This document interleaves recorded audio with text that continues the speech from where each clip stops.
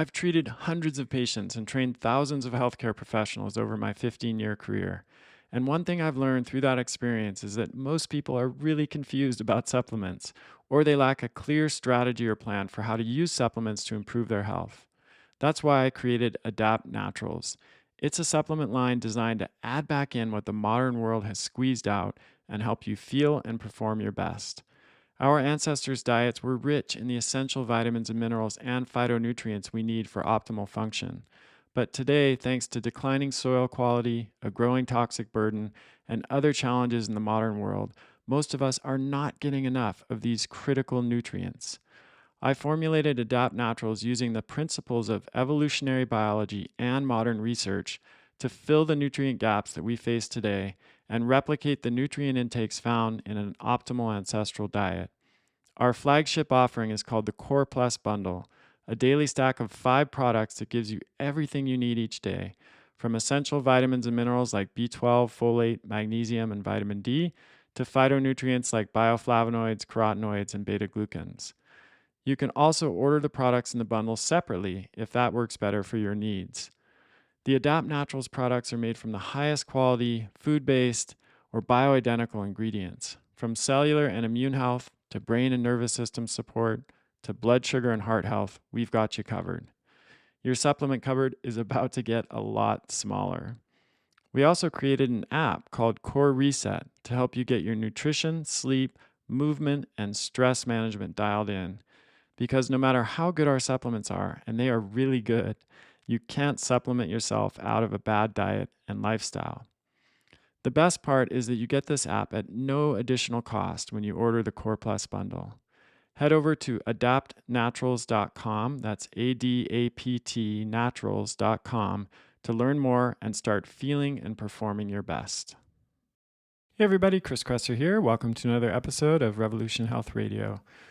We've talked a lot on this show about the quality of the food we eat, and we've also discussed in a few different episodes how important the way we grow food is. I've had Will Harris from White Oak Pastures and Joel Salatin as guests on my show in the past to talk about regenerative farming and what that approach to agriculture can add in terms of biodiversity and nutrient density of the plants and the animals that we eat. Today, I'm really excited to welcome David Montgomery and Anne Biklé as my guests. David is a MacArthur Fellow and Professor of Geomorphology at the University of Washington, and he's internationally recognized as a geologist who studies the effects of geological processes on ecological systems and human societies. And Anne is a science writer and speaker focused on the connections between people, plants, food, health, and the environment. And we're going to be talking about their newest book. They've written several books, all of which are excellent, starting with Dirt back in 2007, when hardly anyone was discussing the importance of soil quality. They kind of pioneered that conversation early on. And their recent book is What Your Food Ate. So this book looks at the topics of soil health and nutrition, organic matter and living organisms being key factors in soil health, the importance of the microbiome of the soil, and there are a lot of fascinating parallels between that and the importance of the gut microbiome for human health, how conventional agriculture adversely affects the soil microbiome, how disruption of the soil microbiome has led to a decline in the availability of nutrients in the food that we eat, how microorganisms in the soil contribute directly and indirectly to the health of the soil and to our health, and then how regenerative farming can stop soil erosion, improve soil health, and build up soil carbon. We also discuss one of the more common objections to regenerative farming, which is that it's not scalable and that we really have to choose between quantity and quality. And then towards the end of the show, we talk about some things that we as individuals can do to make better choices around food and really support soil quality, improving and maintaining soil quality, which is one of the fundamental things we need to do to preserve humanity and our health and well-being. So I really enjoyed this episode. It's a fascinating conversation, and I hope you do as well. Let's dive in. David and Anne, welcome to the show. It's such a pleasure to have you on. Oh, thank you. It's a pleasure to be here with you. Yeah, thanks a lot. So I'm going to start with a very simple question, which is, why should we care about soil health? Well, there's sort of two ways to look at that. One is at a broad societal scale, and the other is at an individual scale, sort of the health of each of us. And soil health turns out to really matter, I think, for both. At the broad societal scale, healthy, fertile soil is what has fed us through the agricultural era in the post-glacial world. And you can chart the course and fate of civilizations based in a way on how they treated their land. It sort of sets the stage upon which human history has played out. And we wrote about that in Dirt, the Erosion of Civilizations a few years back.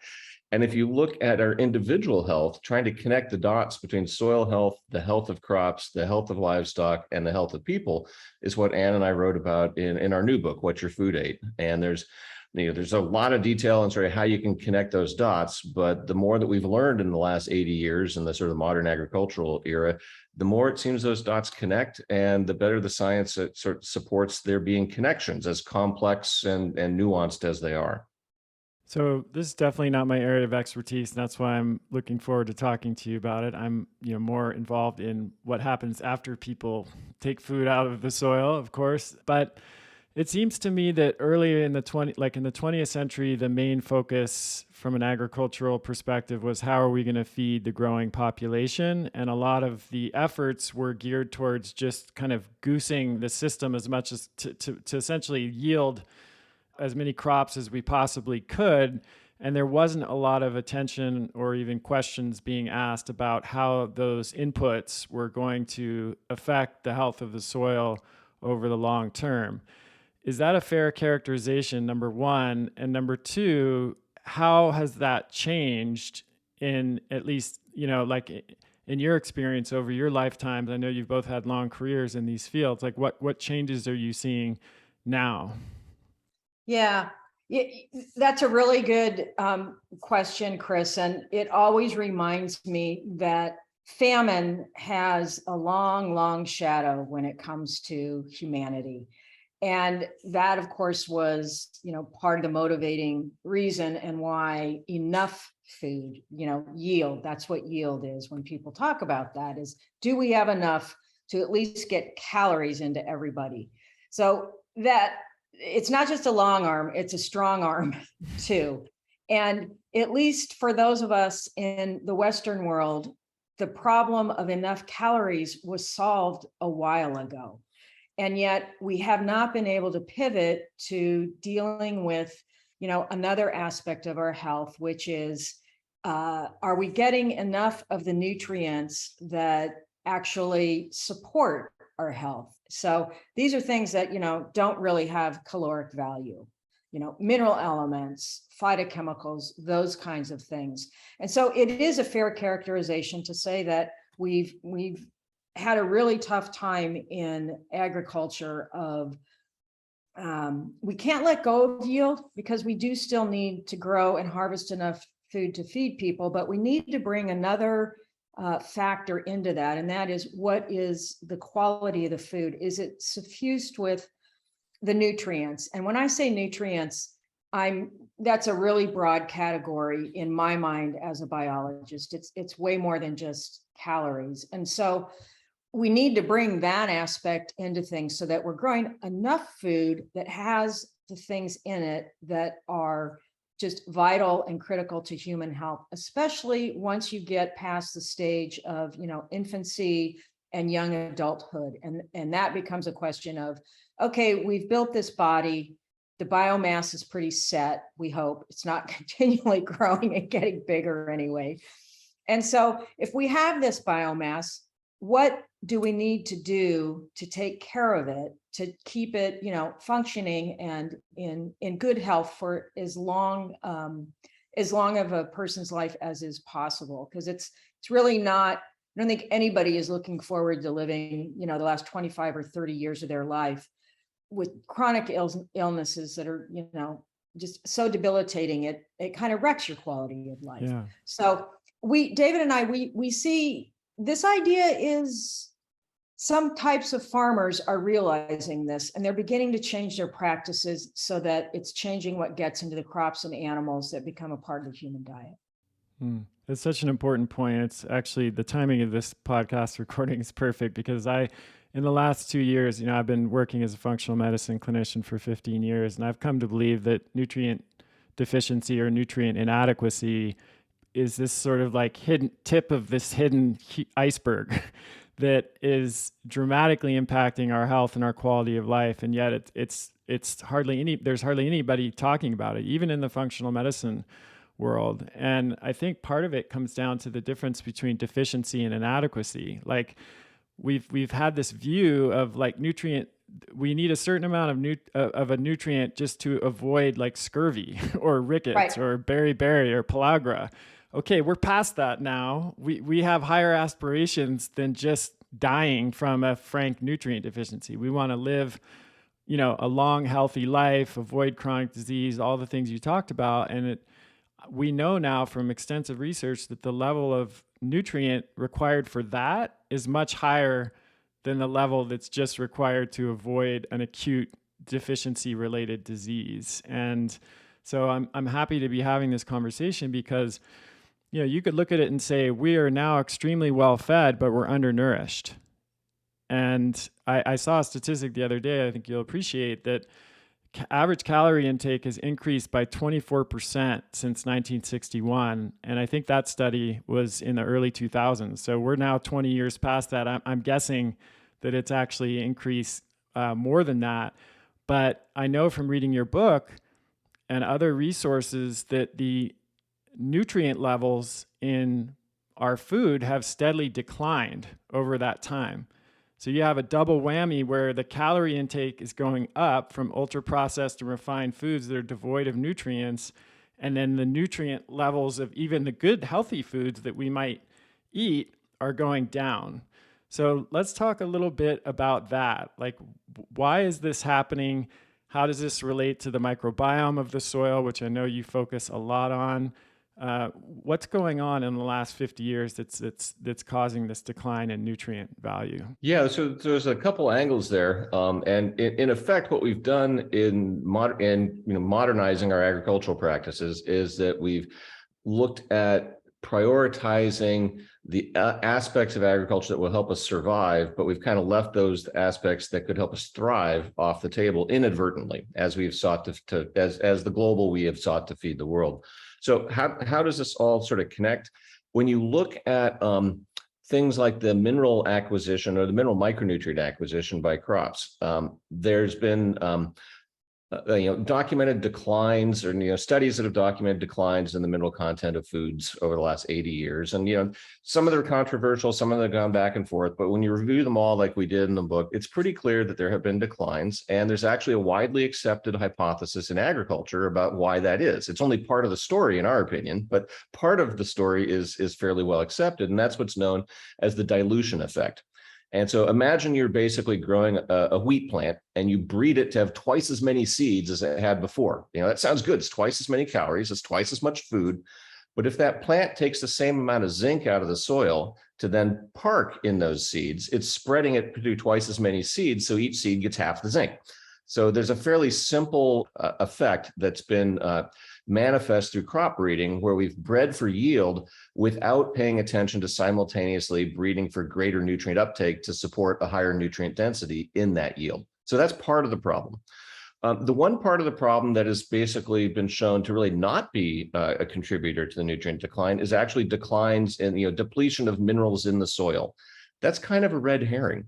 What we think is actually, and there's been good studies that have looked at that. What I think is there's this other aspect though, and that's interrupting the soil life that helps crops get those mineral elements out of the soil. A zinc element, trapped in a soil particle doesn't really do a crop or a human any good. You need to get it into the crop and then get it into the person to actually help with our micronutrient supply.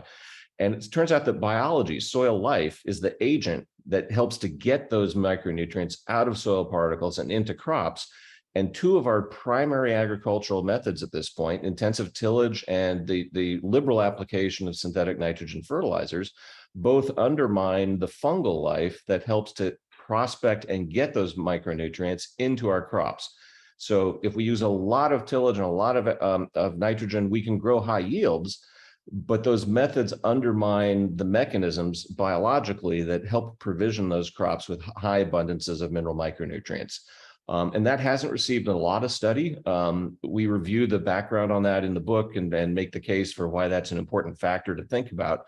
And so what we're trying to do with What's Your Food Ate is to really let people know that when you think about healthy eating, of course we should think about what we eat. That's like a huge factor, right? But the additional element is how was it raised? Because that can affect the provisioning of things that we actually want in our food.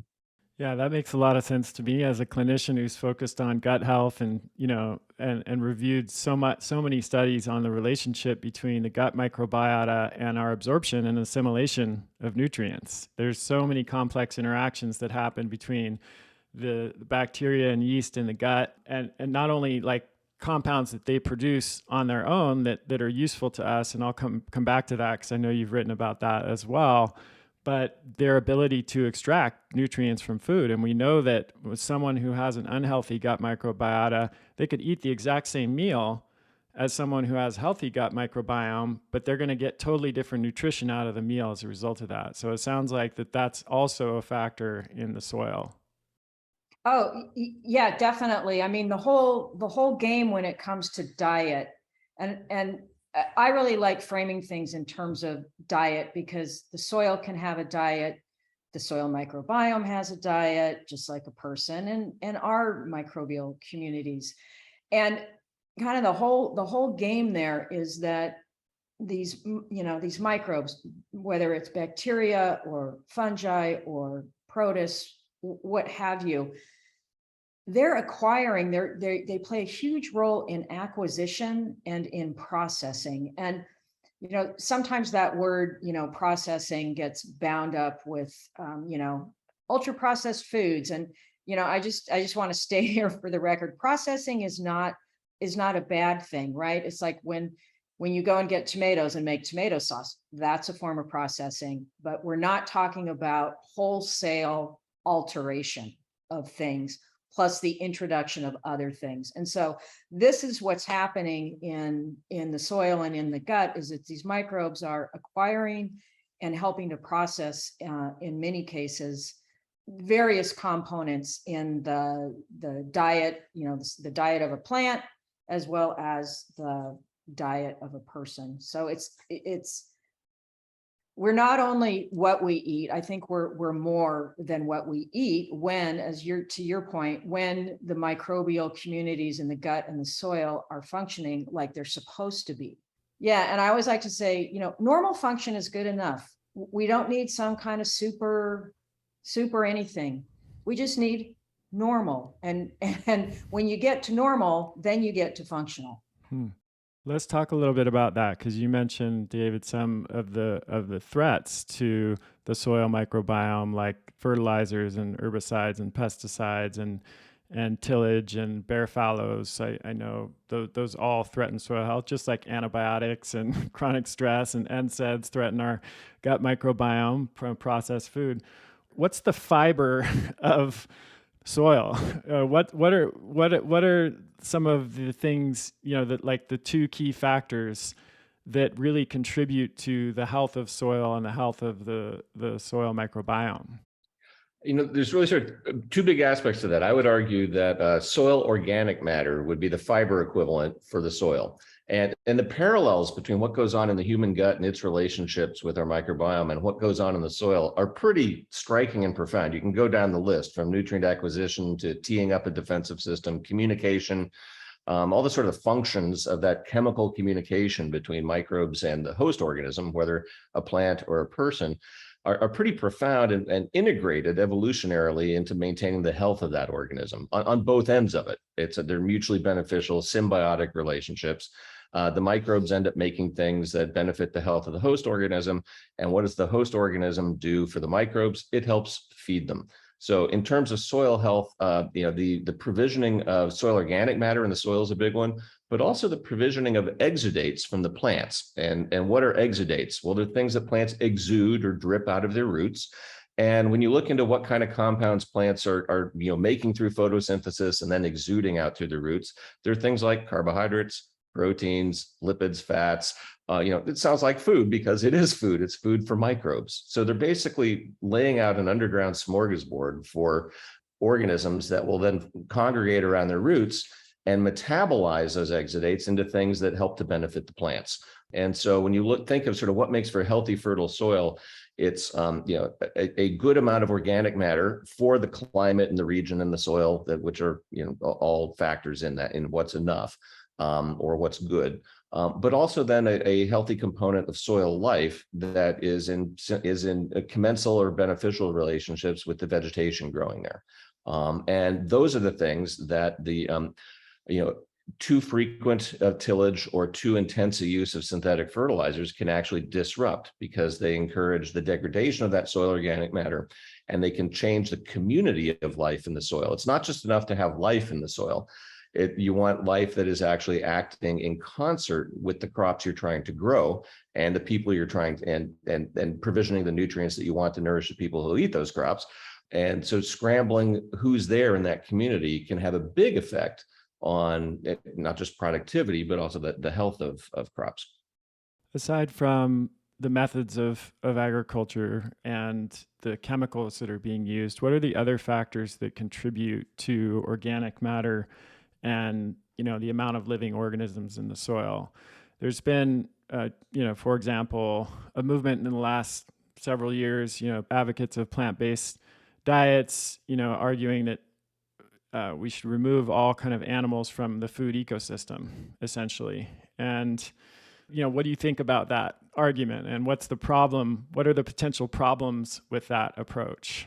Well, the potential problem with that is that if we entirely switch to a plant-based diet, but we farm those plants in ways that degrade and destroy the soil, we're no better off. And that's been the story of many societies in the past in terms of how farming practices, whether or not they integrated animal husbandry into them, had degraded land enough to impact whole societies. So whatever one chooses to eat, in terms of evaluating both the health impacts and the environmental impacts of it, the first question someone ought to be asking is not necessarily what you're eating, but how is what you are eating grown? Because there's ways to raise livestock that can actually enhance the fertility of the land. And there's a long history of, livestock manuring the land. And when you relate it to the soil microbiome, you can think of a cow, for example, as a wandering inoculation machine, that their manure is full of microbes. And if they're the right microbes that can actually help support healthy soil, that can actually help build the fertility of the land. And, in what we've looked into in terms of the effects of livestock grazing on the environment, it really depends on how the cows are managed. It can go either way. I've seen plenty of examples where, overgrazing led to gulling and destruction of land. And frankly, I was quite surprised in visiting some regenerative ranchers over the last 5 or 6 years to find that they had really used livestock as a tool for rebuilding soil health. And there's connections to human health that get into, based on what those livestock are eating as well. So I think that the arguments we ought to be having over plant-based versus animal-based diets really should be a lot more nuanced and ask the question of how are those plants raised?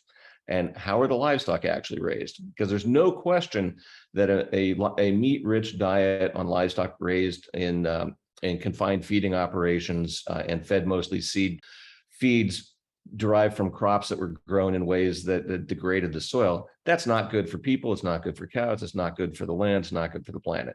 But that doesn't necessarily mean that there's no room for animal products in agriculture and in healthy diets and in healthy landscapes.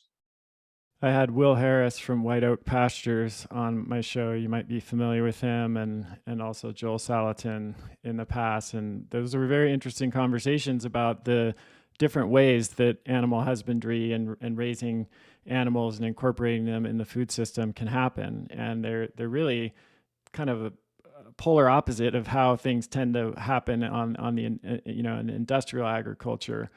One of the biggest questions that comes up, and I know you've addressed this, is that kind of agriculture or method of raising food scalable?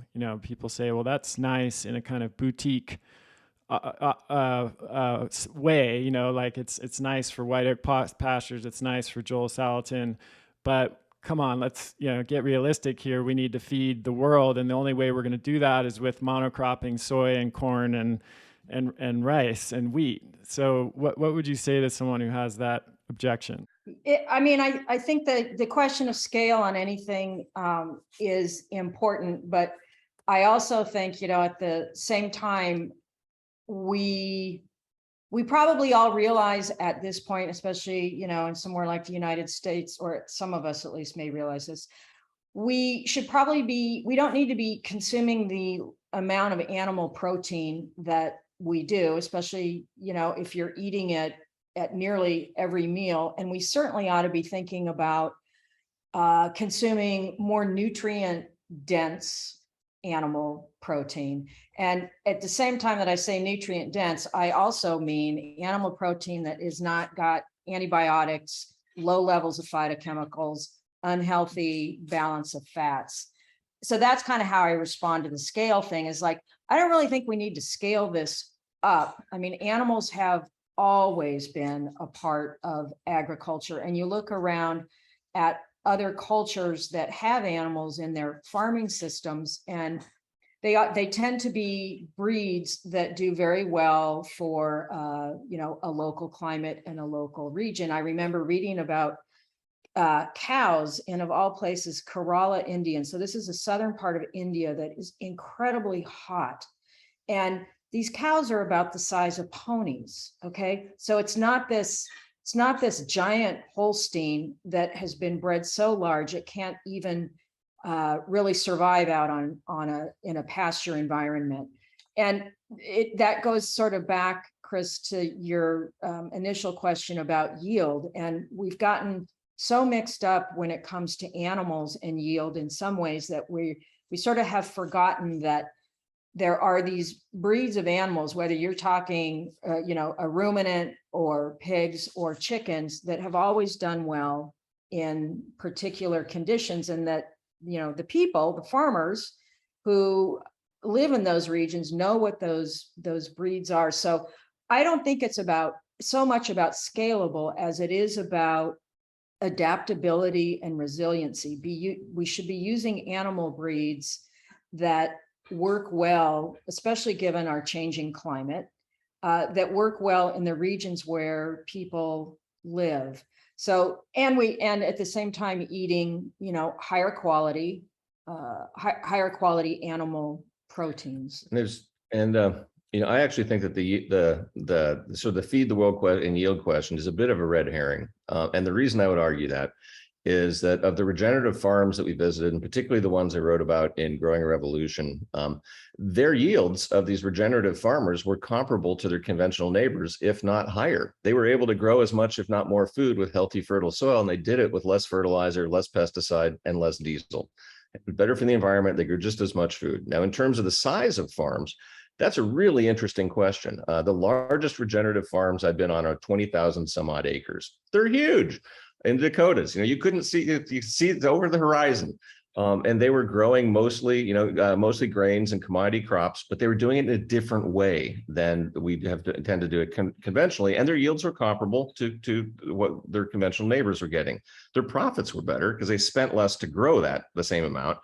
But you also can look at the yield question through a couple other lenses in terms of scalability. There's two models for thinking about that.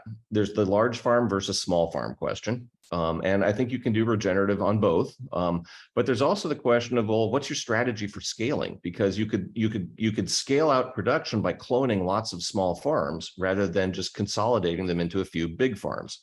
And our agricultural policies, incentives, and subsidies for the last 80 years in this country have favored large farms.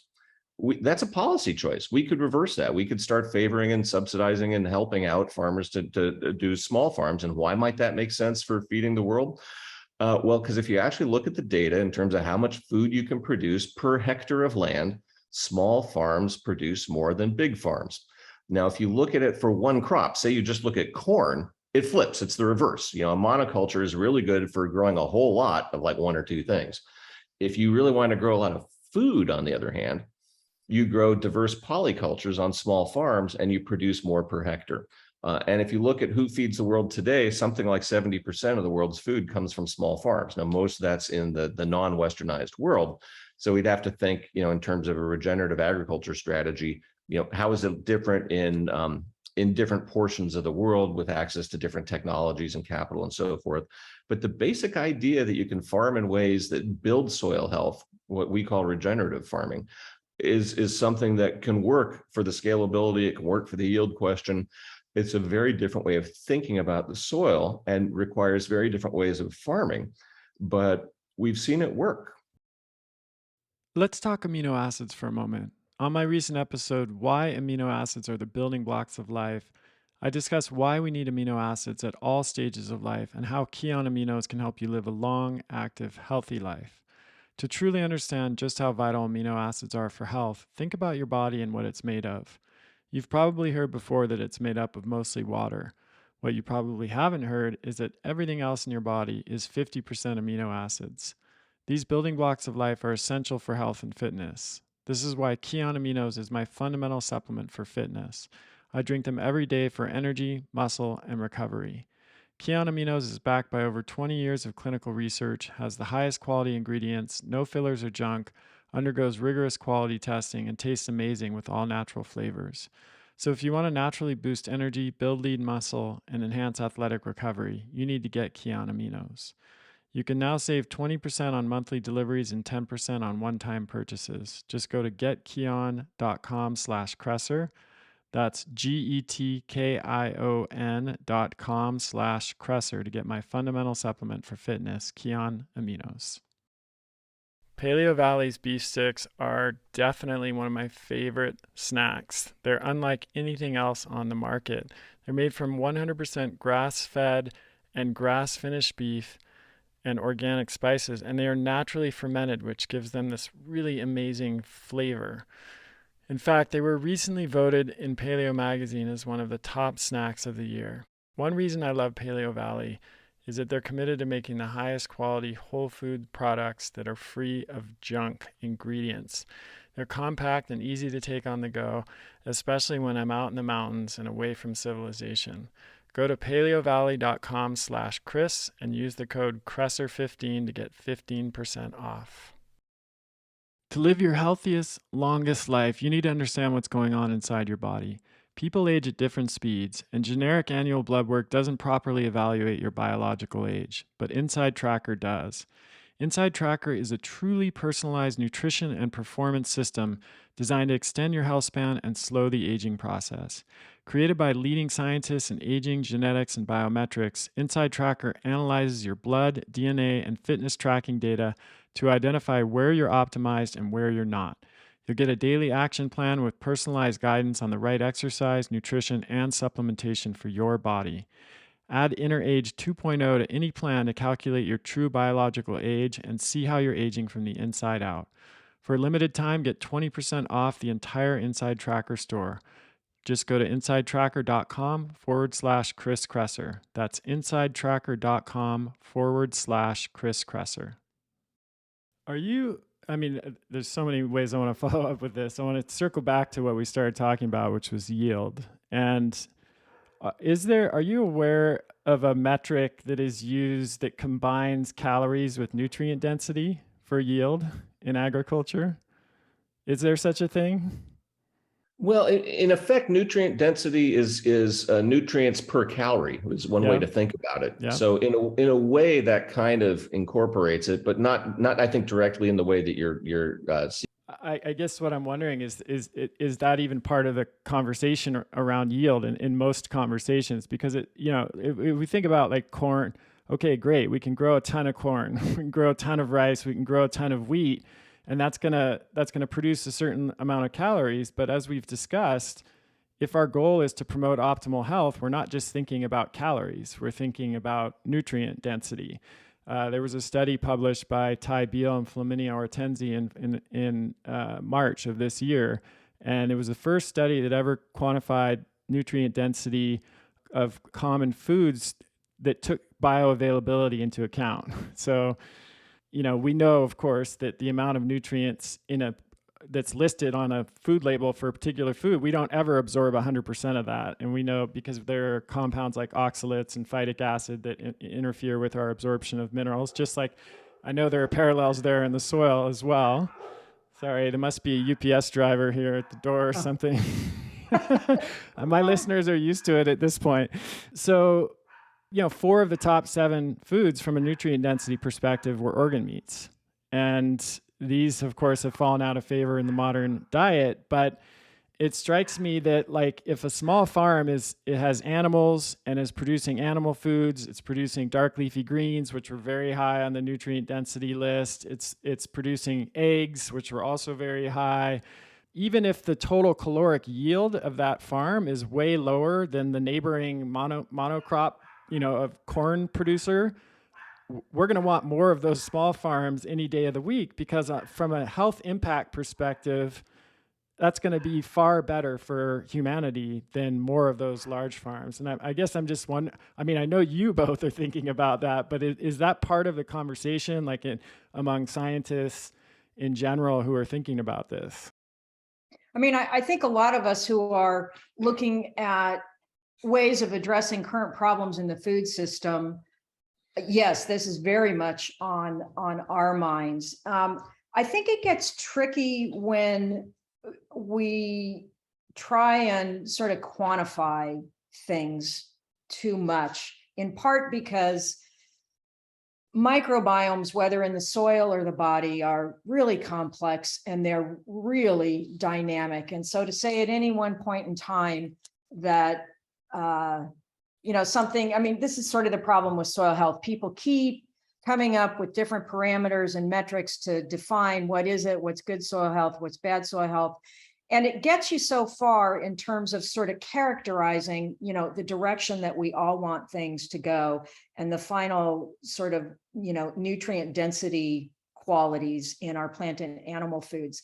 I like to think about it another way, and I haven't, there's probably a way of quantifying it, but it gets at sort of the biotic integrity of the system. So if there were somebody out there listening, here's what we need. We need an index of biotic integrity around how well our soil is functioning, how well plants are communicating with their microbiome, how well animals are communicating with their microbiome, because we want high biotic integrity, because when that process is in place, then we know that nutrient density is where we want it to be. And so it allows us to sort of move a bit away from, to your point earlier, let's check vitamin C levels, vitamin B levels, phytochemicals. You can go down the rabbit hole on any one nutrient, but what you sort of lose from that is how does it all fit together?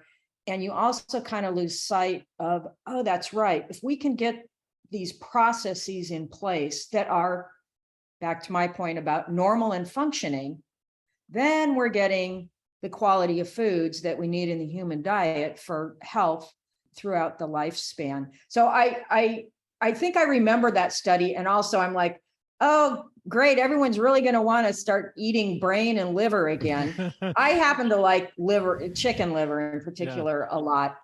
I'm not holding my breath on that one. Yeah, I know. Based on what I've seen. That's a really interesting study for another reason, Chris, because I think what it's showing us is that animals, especially these herbivores, they're able to extract things out of their diet, utilize their own biology to turn out this incredibly nutrient dense kind of tissue, right? Yeah. Or in the case of ruminants, milk.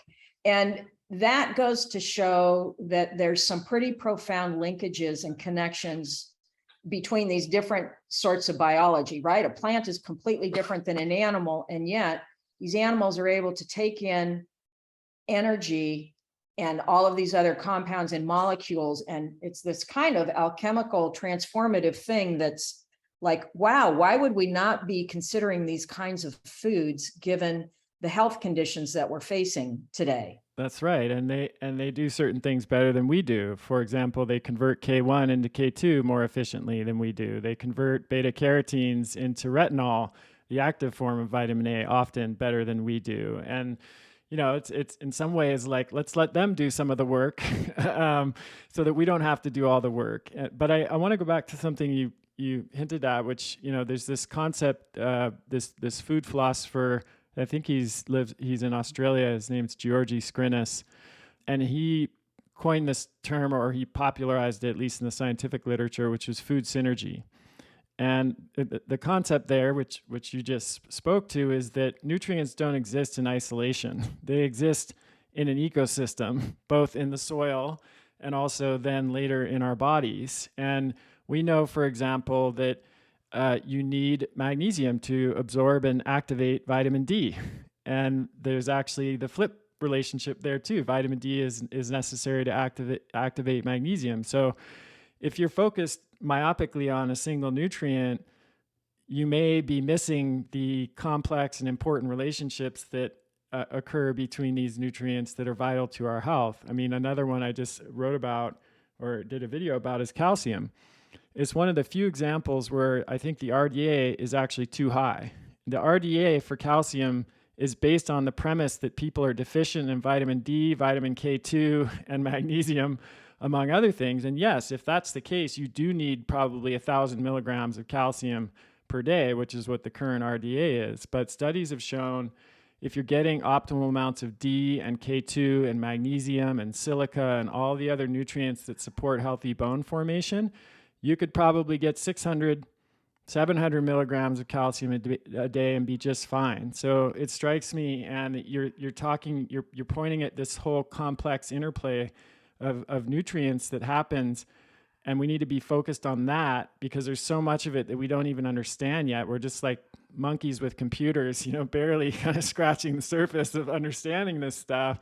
And if we get too focused on any one single nutrient, we're probably missing the bigger picture. Oh, yeah. I mean, yeah, absolutely. And so when I think about, we're all after the same outcome, Chris. We want higher quality food because we know that the human diet is incredibly important to human health. And so when I think about if we could get these processes in place, then we get to the outcome that we want without going down 1,000,001 rabbit holes that kind of ignore the food synergy picture that you just laid out for us. Because in many ways, we think about symbiotic relationships a lot. So these are the beneficial relationships, between an organism and, well, as one example, their microbiome.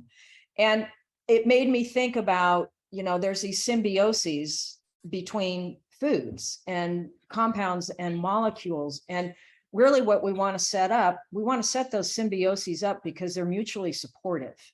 And so it's a way of getting at that without driving ourselves crazy, trying to understand each and every intricate little detail. Now, that kind of stuff is really good when you're first learning about something because it helps you understand larger patterns. But once we get the larger pattern in place, which as an example of that, soil health, we need to be working on soil health in agriculture. Then we can, sort of come up from the mechanistic reductionist things and go, okay, we've got the broad outlines of this thing right. Now let's work on, policies and practices that get us to that outcome, because we're pretty assured that we're going to get, 80-90% of that process back in place that gives us that outcome we're looking for.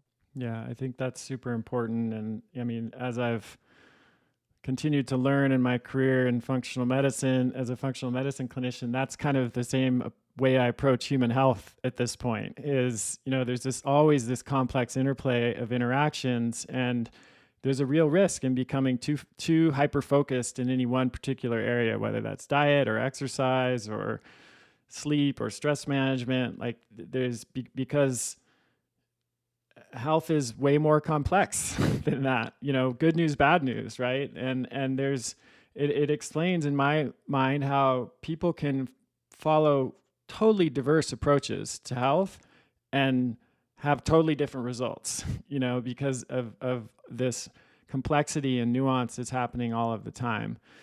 I want to switch gears now and talk a little bit more about the solution or a solution or the direction toward a solution, if you will, which is, regenerative farming. And first of all, for the listeners who are not as familiar with that concept, how would you define regenerative agriculture, regenerative farming?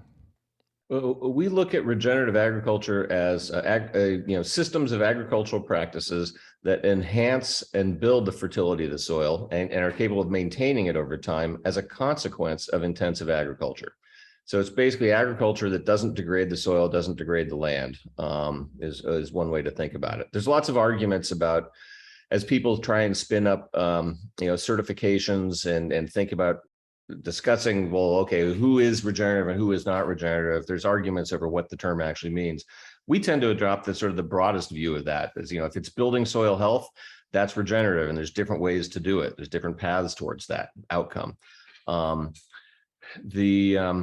when you look at the kind of farming practices that it sort of takes to be regenerative, what we've come up with in visiting farms around the world and interviewing farmers and reading as much of the scientific literature as we get our hands on, which is a lot. There's something like 1,000 references in the source document for the What's Your Food Aid book, the new one.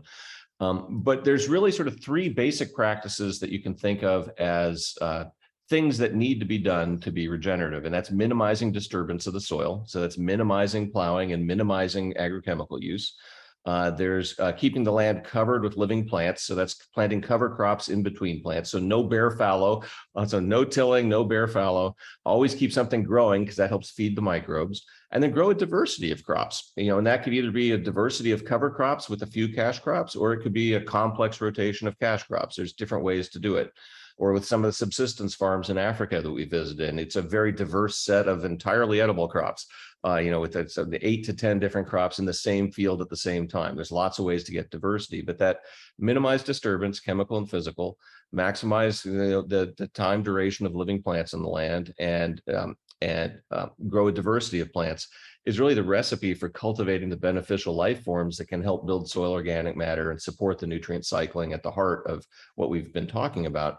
And there's one other additional element that some regenerative farmers do and others don't, and that's reintegrating animal husbandry into their operations. And there's large-scale regenerative grazing operations that aren't really doing cropping, but they're growing diverse pastures. So there's different ways to do it, but those are sort of the broad outlines as we see it. And I kind of view the challenge of rebuilding the health and fertility of the world's agricultural lands as a pretty fundamental global infrastructure project for humanity to grapple with this century. It's kind of like the climate, kind of like fresh water provision, healthy, fertile soil. Those three things are things that our future generations are going to need, and that we can see paths towards providing. And the soil is the one we're mostly engaged on, but there's of course links between that and water and the climate as well. These aren't isolated systems. And what's your sense of where we are in terms of our current status of the soil and how much time we have to figure this out and make a change? I mean, I don't want to put you on the spot here, but I'm going to put you on the spot here. So with climate, of course, we hear a lot of different ideas about that, and on the whole spectrum. So with soil, where are we? Like I've seen some pretty dire statistics that are frankly quite scary in terms of like the current status of topsoil, and what's going to happen if we don't turn that around quickly. So I'm just curious, like what your sense of that is. Yeah, I sort of view it as a slow motion disaster. And the second part's the truly worrying part. The first part is where a little bit of optimism can creep in, because if it's happening in slow motion, we have time to maybe turn that ship and turn it around. I've seen regenerative farmers restore the fertility of their land in a decade or two, which to me as a geologist is incredibly fast. And I've seen Anne restore the soil organic matter in our yard even faster than that. So the potential to turn it around is both immediate and real, and fair, and it could be done fairly quickly. The challenge is getting people to start doing it. That is the social part that's going to be the real challenge, I think. We know a lot about the methods and mechanisms for doing it. The good news on the soil end is I think that we have, decades to get it right. We need to get it right this century. We don't have beyond 2100. It's kind of similar to the climate, and we need to deal with it now, as in this century. I think that changing the global agricultural system from what we now call conventional to what we now call regenerative agriculture is doable over the next 20, 30, 40 years. A few decades, we could do it. And I think the stars are aligning that it makes a lot of sense economically for farmers. It makes sense for the ability to continue provisioning the world with food. It makes sense for our own individual health, the choices that we make as consumers. So I think there's the potential for a lot of growth in that area. When I wrote Dirt back in 2007, the book that started Ann and I off on thinking along these lines, nobody was talking about soil health. It was not really a thing. Now you go to farming conferences, and that's what everybody wants to talk about. Because farmers are looking for a better way to do things, because the conventional ways aren't working out that well for them on a number of levels. I'd be happy to talk about. But I think that if you look globally, we've degraded about 50% of the world's soil organic matter on agricultural lands. In the US, that number is about the same, roughly 50%. We've drawn down the batteries that feed us by about half. We need to recharge the batteries. But I think we can do it with a focused effort. Globally, something like only about 3% of the world's farmland is practiced regeneratively with all the principles that I mentioned earlier. But there's been a lot of big movement towards no-till. There's a big movement now towards cover crops. The challenge is getting people to integrate all three elements, and then those who are interested in reintegrating animal husbandry to get the regenerative grazing practices back on play as well.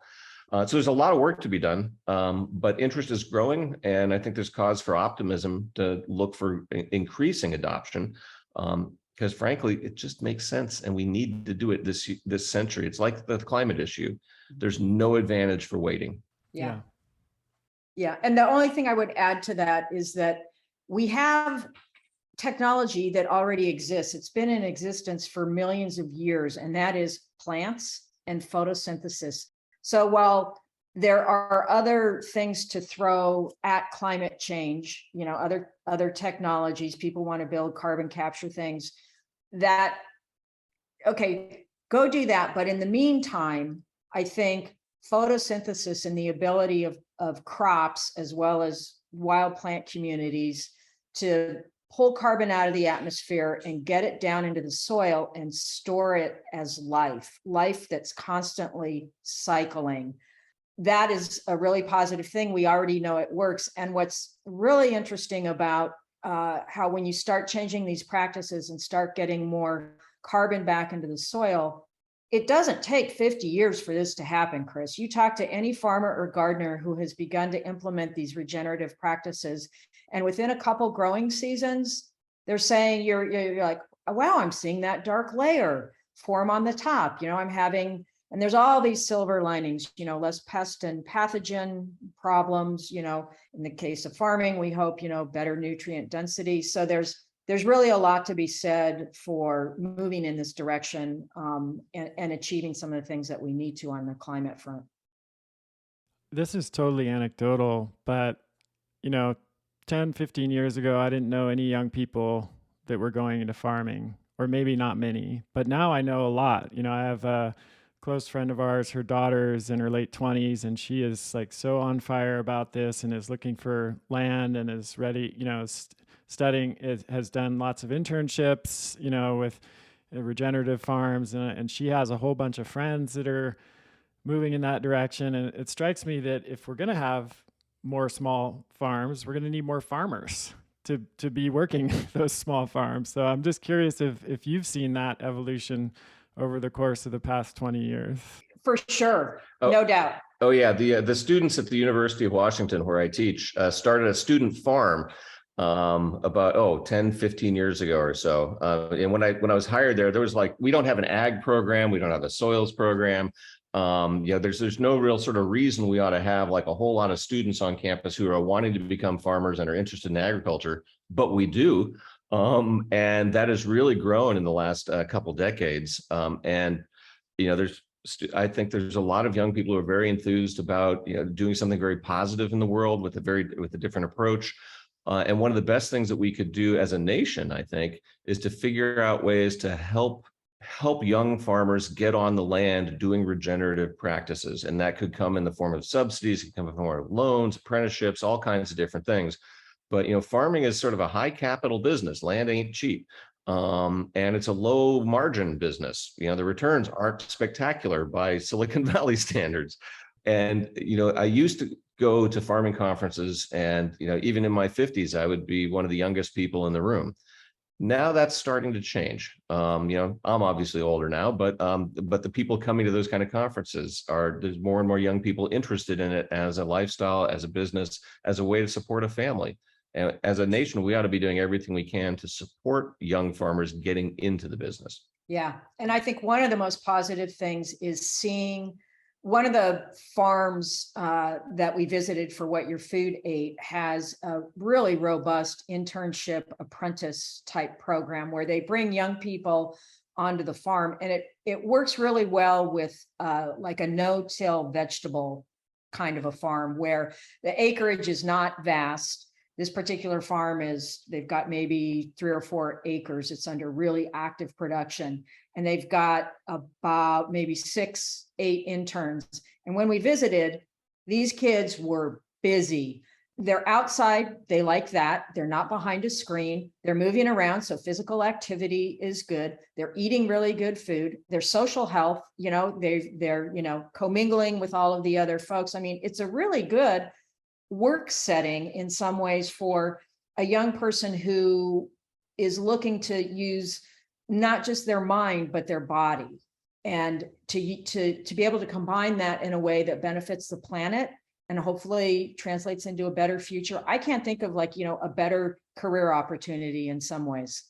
Yeah, I think a lot of people in general and young people are looking for more meaningful work as well, and work that connects them with the community, with the earth, the land, that's happening in real time with real people instead of behind a screen, in a cubicle all day. Not that there's necessarily anything wrong with that, but there's a lot of people for whom that's not a satisfying existence. And, having a more immediate, intimate contact with the world they live in, and the food they eat, and is really, like you said, it's a calling. It's something that really appeals to people. With the last few minutes that we have, we've been mostly talking about the different levels that where change needs to happen. There's like a public policy level where we could really incentivize, like you said, David, support people who are starting small farms in all kinds of different ways. We can make changes in the educational system to support that. Then we have, the farmers themselves who are already farmers. Like how do we support them, which could also be policy changes, economic incentives, more education, et cetera. But what about an individual person who is listening to this podcast? They are resonating with this. They understand the importance of all of this. What choices can they make that, can help increase the nutrient density of the food that they're eating and just overall cultivate that kind of biotic diversity and health that you talked about? And I'll start it off with one question. There's been a lot of emphasis on eating organic, which I think is positive, but one of the things I've often encouraged people to do is eat locally as much as possible, because as soon as you take something out of the ground, it's going to start losing nutrient value right away. And so if it's shipped for 2,000 miles across the country, which is true for the average carrot, by the time you eat it, even if it was grown organically in an organic farm 2,000 miles away, by the time you put it in your mouth, the nutrient levels are going to be a lot lower. So what do you think the most important things are for individuals in terms of the choices that they're making? Yeah, first of all, I think that we all need to talk about this more, because any kind of change or action, it starts with some level of communication, information, and then from there you can go the organizing route and onto the political route if one desires that. But one thing that for somebody who's really interested in this and wants to know more about this, I'd really encourage checking in with your local farmers market. And even if that's already a regular practice of a person, start, this would be a pretty interesting question to a farmer at the market would be to say, hey, I was listening to this, Chris Kresser's podcast or wherever, whatever it is, and say, they talked a lot about soil health. Do you know what that is? I just learned about it. And depending on what that farmer says, if they're like, huh, then you're like, probably maybe go to the next one. Yeah, go on to the next one. Yeah, and next so I booth. think when you get like, I talk all the time to farmers at the farmers market where we shop, and they always, farmers are definitely one crowd that they like generally to be talking about their farm, what happened this season, what happened this week. And it is a way for a consumer to kind of get behind what are the actual practices. And then once you start to get more and more of that sort of information and sort of experience, you can start to talk with your friends, with your family, with your coworkers about it. And I think that's really important to do for the reason that you said is that even if something is grown organically, or for that matter, regeneratively, if it's shipped too far, been sitting around too long, it's just not good. And this goes to sort of the point of scalability and small farms and thinking about not only animals, but also crops that are adapted to, the emerging new, climate conditions out there, whether it's the drought in the West or all of the rain in the East.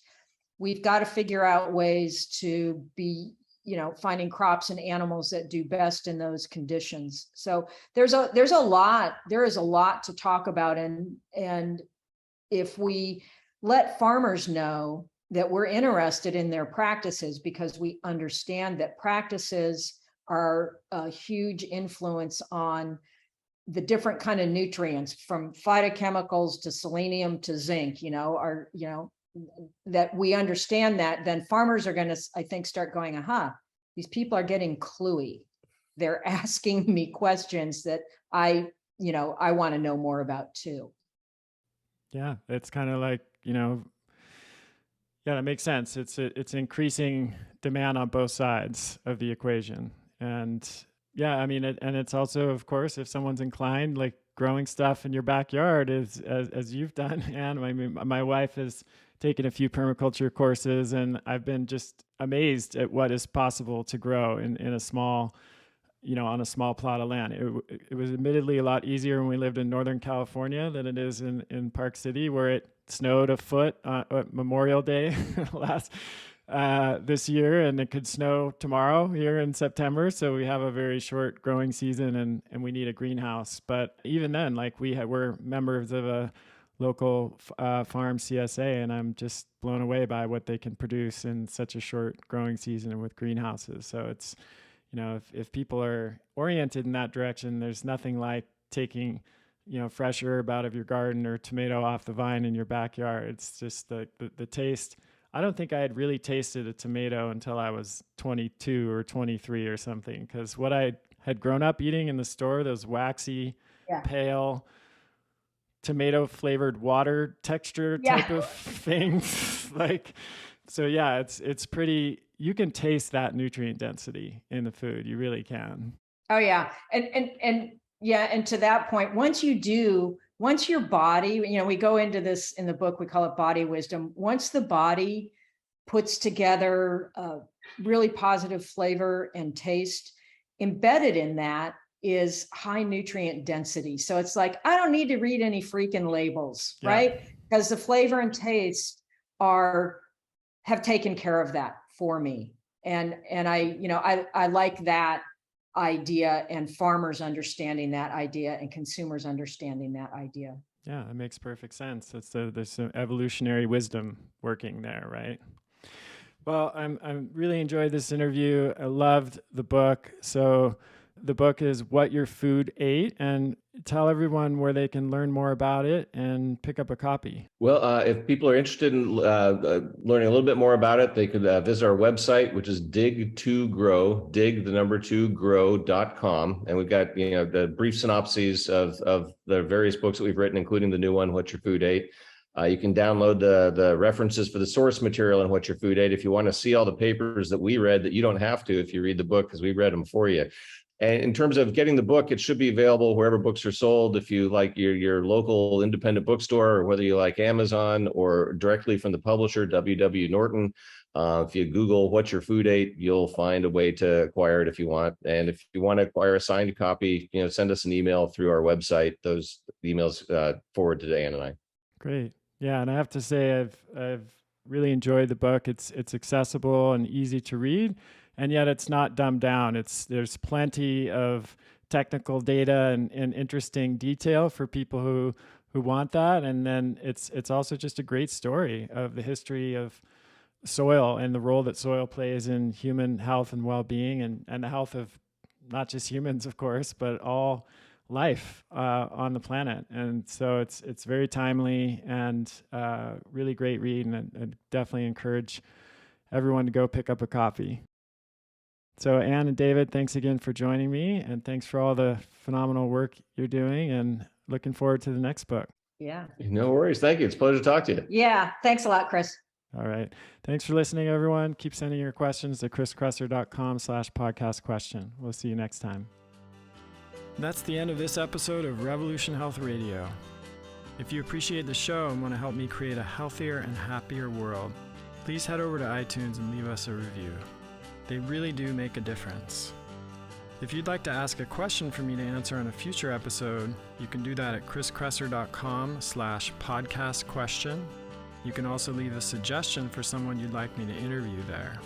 If you're on social media, you can follow me at twitter.com/chriskresser or facebook.com/chriskresserlac. I post a lot of articles and research that I do throughout the week there that never makes it to the blog or podcast, so it's a great way to stay abreast of the latest developments. Thanks so much for listening. Talk to you next time.